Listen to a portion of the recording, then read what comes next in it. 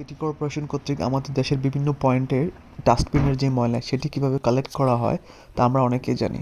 So আজকে আমরা এই ভিডিওতে দেখব উন্নত দেশে বা ক্যানাডাতে কীভাবে গার্বেজ কালেকশন করা হয়। এই যে গাড়িটি অথবা যে ট্রাকটি সেটি হচ্ছে বেসিকলি গার্বেজ কালেক্ট করার জন্য ট্রাক, আর এই ভদ্রলোক হচ্ছে গাড়ির ড্রাইভার।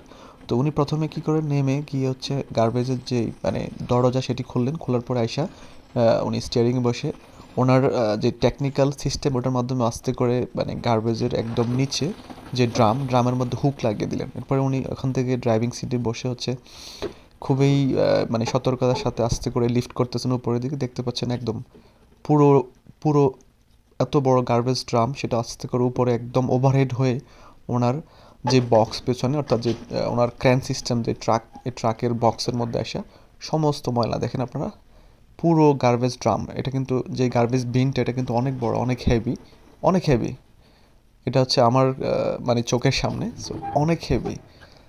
এত বড় এত একটা হেভি জিনিস একদম ওভারহেড করে ক্র্যানের মতো করে উপরে নিয়ে কোনো প্রকার হাতের স্পর্শ ছাড়াই উনি একাই হচ্ছে পুরো ময়লা সব একদম জায়গা মতো ফেললেন।